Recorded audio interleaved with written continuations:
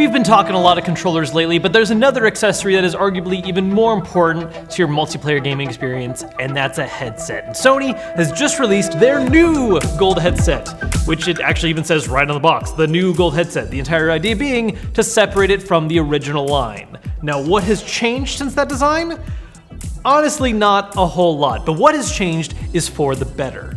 Now, when we're talking the internal specs of these headsets, things like the audio quality, mic quality, 7.1 virtual surround sound support, these are basically the same thing. Because the new gold are just more recently made, there might be a slight improvement, but they're basically on the exact same level. Where all the changes come from is in the physical design of the headset, and basically everything that can be affected by that physical design, the durability, the comfort, and the aesthetics of it, this thing is a massive upgrade over the original line. First, let's talk comfort. Now, the headband on the new line is noticeable.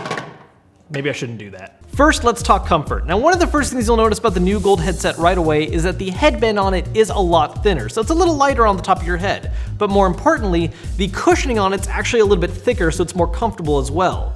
Another thing is that while the ear cups might look the same at first glance, the new gold headsets are a little softer and a little plushier, so they actually feel a lot better around your ear, especially after long periods of playing games. Another thing you'll notice too is that the button designs on these are different. The original gold had this whole thing where the buttons were flush with the skin and just had a little bit of an upraise to them, which is fine, but the new gold headset has abandoned that in favor of actual buttons, which when you're playing games, you can't actually see what each button is. This just feels a lot more natural and it's easier to find the buttons you need, so that's a pretty big upgrade as well. Now, as for durability, this was one of the biggest weaknesses of the original gold headset. The hinges on these things, while mine have actually maintained, there's lots of reports of these things breaking for a lot of people. There's also the fact that a lot of it just very easily comes apart, like with minimal effort, you can just take off this part of the headset, and I've done that so many times while trying to adjust the headband, so kind of a problem. The new gold headset on the other end has abandoned the hinge design completely. It's now more in line with what the Platinum headset did, where it's just one continuous loop, and it actually makes it a much stronger design and just in general more comfy, like I said.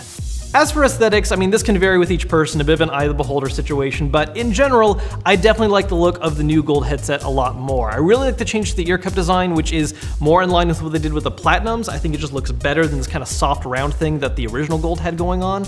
The only thing I do miss is that the old gold had this sort of black and blue two-tone design, whereas the new gold is all black, which still looks good. I just really like the blue and black approach because I think it immediately resonates with PlayStation, whereas this is just sort of another all black accessory.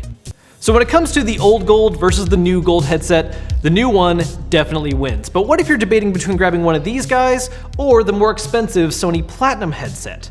Well, before, the debate used to be that compared to the old gold headset, the Platinum was more durable, more comfortable, and of course added 3D audio support for select games, which seemed like it was worth the money. But now, compared to the new gold one, which has fixed a lot of those issues, well, now the really only big selling point is that 3D audio, which, like I said, is for select games. So if you're a really big fan of those particular titles like Uncharted 4, great, cool, this adds some cool add-ons for you. But for the vast majority of stuff, this is already covering most of the things you really need for a much lower price point. Now, before, the MSRP difference between these things was about $60, in which case the gold is definitely worth doing instead, I think. But the Platinum has gone down a little bit to where the difference is really more like 30 or 40, which at that point, yeah, you can debate it if the games you like offer 3D support, but as far as getting audio quality for your dollar goes, the new gold is basically the best option Sony is going to give you now.